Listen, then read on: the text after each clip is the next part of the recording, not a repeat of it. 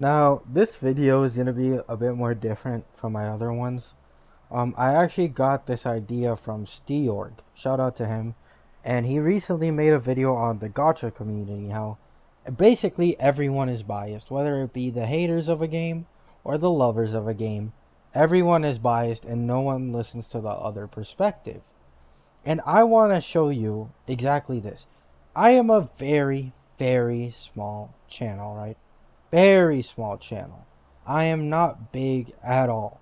So I can't even imagine what those content creators deal with. But I want to show you a sneak peek into what I deal with, right? Let's see if this one has any comments. I don't even know what comments it has. As for someone who's a bargain point is easy, I like the comic. I still have my hopes on this game, a friendly game. Okay, no, so this video was received positively, which is basically me playing Shiyu defense for 9 minutes after people told me, oh, get the Shiyu defense, you'll end up dying in like 5 or 10 hits. And then I survived 9 minutes straight of Shiyu defense.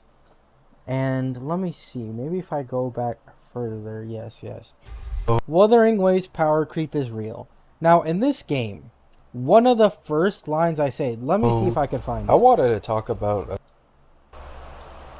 and yes, this game does have power creep, so I'm going to explain it.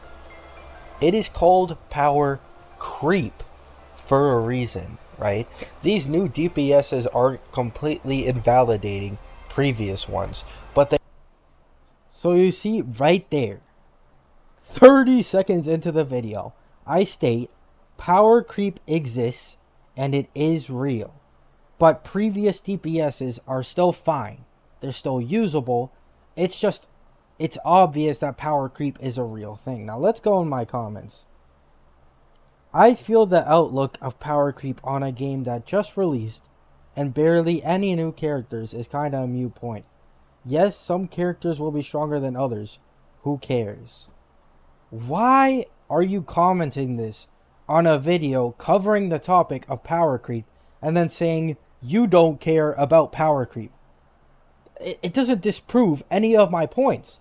And I even said you can still use previous DPSs just fine. It's just that power creep is coming. It's obvious. So people are arguing against themselves here. Like, they're not even arguing against me.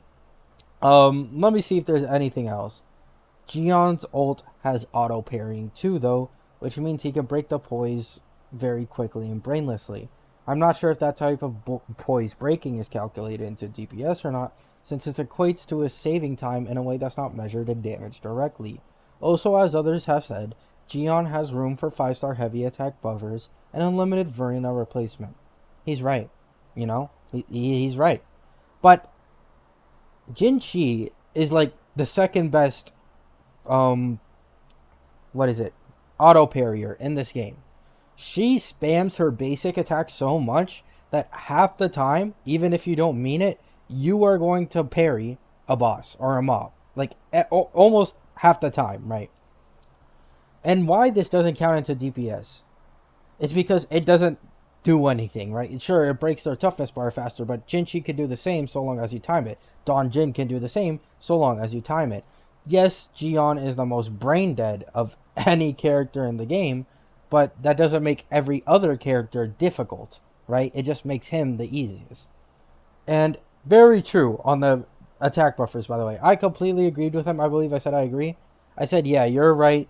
Though personally, I think Jinshi is on an equal level when it comes to parry, since her basic attacks spam swords constantly. Hopefully we get a 5-star more Teffy, so Gion can get his spot back. And here we go. As you said, optimal, which isn't the case the majority of the time. My Havoc Rover is still keeping pace with what Jinshi can clear. Let's be honest, this just isn't true. Havoc Rover does like 30 to 40% less damage than Jinshi. And in many cases, I'd rather play Rover than Jinshi for hologram parry bosses, for example. Changli is going to be rougher because you break combo a lot. There's trade-off to that big damage. Using that metric of optimal rotation is not accurate, completely negating gameplay. She is a main DPS. She requires a very specific type of sub DPS. Running her as a sub DPS without coordinated will sink her damage to nothing. The power creep in this game. Try going by timing clears. I said, Jinchi's damage goes up the more mobs are in the area, which is true. If you have 5 mobs and you use her skill or her ult, it won't split the damage. It'll do one big damage on multiple enemies. And that is invaluable compared to Gion or anyone else. So she's significantly better at clearing waves of mobs and bosses faster than any other characters in the game. Which is true, because she doesn't need her ult up like Gion does in order to actually be able to clear mobs. As for saying optimal rotation is not accurate, she has the easiest time building a team than any other DPS in the game.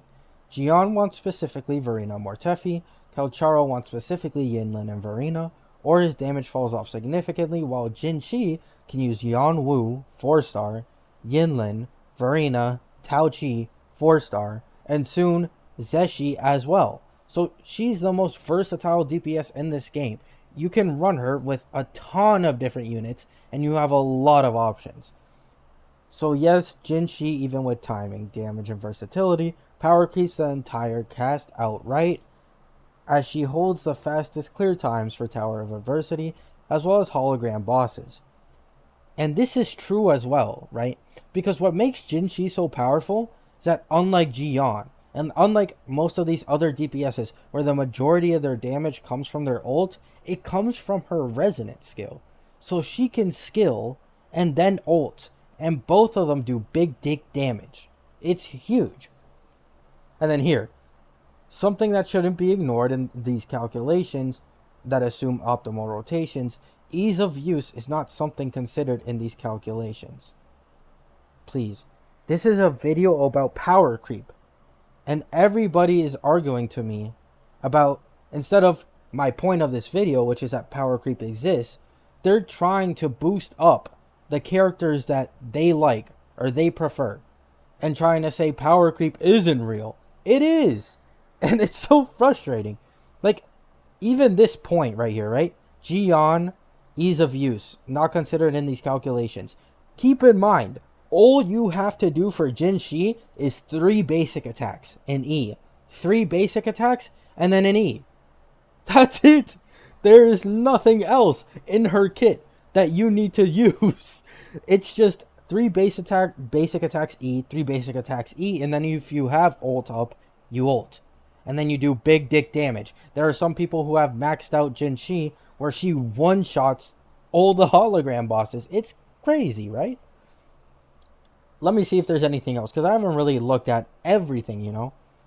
Wait until Jin Chi gets power creep by the next DPS character as well. Do you see a pattern here?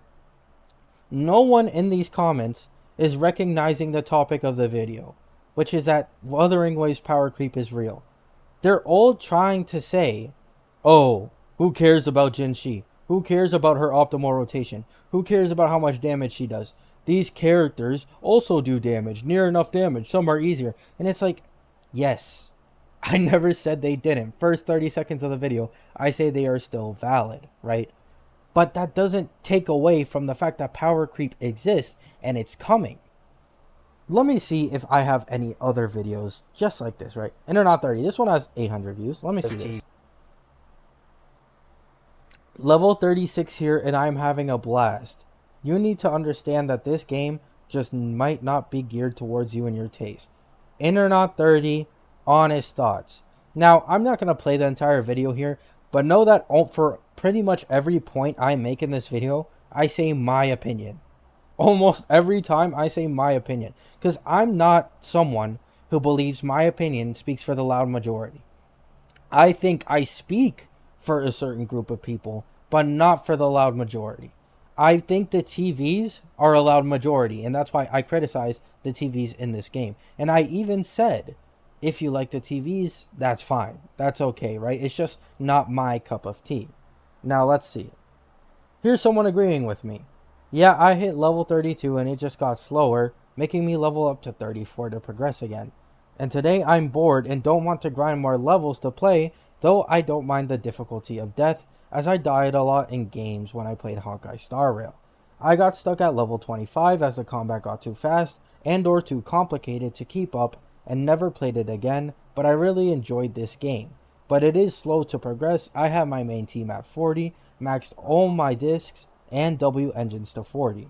I enjoyed it though. My luck on the gacha was shit. I only ever got 2 S classes my whole playthrough, 1 S class Agent Coleta, and the S class W engine Weeping Cradle. My team as of now is Korin, Coleta, and Sagagu. I've been reading apparently Endgame doesn't even change. And I said, yeah, it basically doesn't change. They just become HP sponges, right? Some enemies do get slightly more aggressive, but it's just knowing the pattern, right? You just press dodge, press dodge, press dodge. There's one, I'm telling you, one difficult mob in this entire game, and it's the one that teleports. That's the only one, right? For real, dude, how are they going to make cool, flashy ult animations? Oh, yeah.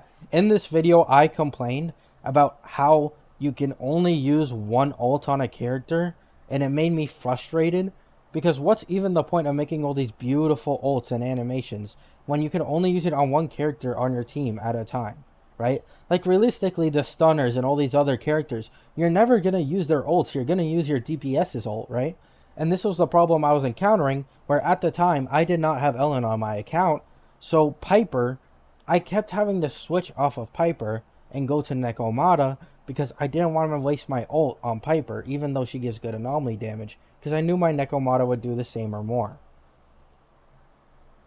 You know, there's a lot of people agreeing with me here, right? I dropped it after an hour. Okay, this is a bit negative, yeah. But there are some people who are very biased against this game. And then there are very people who are very biased defending it. And I think there are more biased defending it. I'm going to be honest. I think the people hating on it is of a minor vocal... no, not a minor vocal majority. A vocal minority. It's not that many people. People are just vocal about it because this is a new game, right? Like, people want better. And Wuwa set that standard. Wuthering Waves set that standard. We have 100% rates on the weapon banner. We got a 5-star selector at the beginning of the game. Within 1 week of the game being out, I had Calcharo, I had Verena, I had Gion, and I had his weapon. Within 1 week of the game coming out. It was crazy, right? And it's setting the standard for all these other gacha games, and Hoyo just didn't meet it for me, right? It doesn't give me that itch for competitive combat. It doesn't give me that itch for even story that much. I think, and I said, this game's art direction is its strongest point, right? I love the graphics and the art direction of this game. I simply think the TVs are too tedious, and people lied to you, by the way. If you aren't at Internet 30 yet, they said, oh, get further in the game and there's less TVs. No, every story commission, every agent commission has TVs. Some of them are even up to 20 minutes long before you're even able to do 3 or 4 minutes of combat. And it's very frustrating and very tedious for me. Now, this is my most popular video, or recently most popular video, that a lot of people got mad at. Unedited rant. This was when I was lower level internet, and I'm basically speaking for the early game. I've been getting so much hate in my videos because I've said the early game is a slugfest, and to expect people to get to Internet 30 before giving their full review on a game is delusional, because these games are targeted towards people who play half an hour to an hour a day long, right? So it'd take them weeks before they even hit Internet 30. So why would someone continue playing a game that they don't like for weeks because other people told them to? This is the equivalent of the One Piece fan base. Now, keep in mind, I've watched the entirety of One Piece, and I'm currently catching up with it. It is no different to the One Piece fan base saying, oh, just wait till the time skip. When's the time skip? 400 something episodes in. Like, I'm not going to watch that many videos. I'm not going to invest that much time into a show that I'm not liking in the beginning, because it's just not worth it for me, because you're not really sure if you'll even end up liking it that much by the end of the time you get there. And it's just sad, man. It's sad. I know many people can't see dislikes on YouTube, All my videos, even though I've been completely neutral, or at least my first one wasn't neutral. I'll admit, I was pretty pissed on the launch of this game. I was really disappointed. But after this, all my other videos, all of these, have been neutral in all of my takes.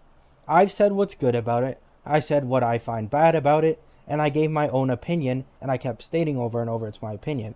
But people keep trying to act like I'm putting words in their mouth, like I'm telling them to believe something. And they don't understand that I'm not trying to do that. And then they attack me. Almost all my videos are at a negative dislike ratio, even on videos where I'm barely being negative. This video this video is at a 50-50 like to dislike ratio, right? You know, some energy regen. My Billy. Not that this is just a video of me criticizing everyone who said wait till Shiyu defends, the game gets harder, you're gonna die, wait till Not 32 whenever you unlock this. And when I showed a video of me making it to Shiyu defense and lasting 9 minutes and only taking like 5 hits, I just get disliked on everything. These comments, sure, very nice people. I love these guys, right? But there's a clear bias people have against anyone criticizing this game, and they instantly dislike without even completely hearing my opinion or even trying to take my opinion from an objective viewpoint, right? Nobody these days tries to look at it from another person's shoes anymore. They all come to a conclusion before even arguing their point, and while they're arguing, they look for reasons as to why they may be right so that they can win the argument, not realizing it's not about being right or wrong. If a majority or even just a minority of people feel this way, then it's not just one person, right? It's a group of people who have the same thoughts and feel the same way. They're not just blindly hating. Yes, there are some blind haters for sure in these gacha communities. 100%. I've seen it against content creators, against video games. It happens everywhere in any media. But you need to understand that it's the worst here. It's the worst here. But please, people, understand when someone is criticizing one of these games, they want better for you. Tectone used to always get shit on for shitting on Genshin, but the reason he did that was so that he could get the company to listen and give the players better rewards and make them less scummy, right? Like the weapon banner. He completely changed the weapon banner. And people in gacha communities are so, I don't know how to say it or what the term is, but they just take it. They take whatever these companies give them, whether it be dog shit or, normal shit, and they're completely fine with it. And then they'll criticize everyone else who has a different opinion and actually tries to criticize this game so that people can get better gameplay, better rewards. And they get mad at them. And it's like, what is going on? People, I think I've gone on too long now. I just wanted to make my point that this is a rampant problem in this gacha community where people simply don't understand the point you're trying to make or where someone could be coming from, and then they just come to you to argue. Like, they just want to argue. They want to be right. They don't even want to listen. And it's very, very frustrating. People, please understand, not everyone is just trying to blindly hate the game. I'm not blindly hating Zenless Zone Zero. I gave it a 6 out of 10. I said I preferred Wuwa and Honkai Star Rail, but that I'll still play it because it's a new release, right? There's a lot of content, a lot of future potential. There's a lot of things the game can do and change to become better. So yeah, I hope all of you are having a good day. I hope all of you have a good night. And peace.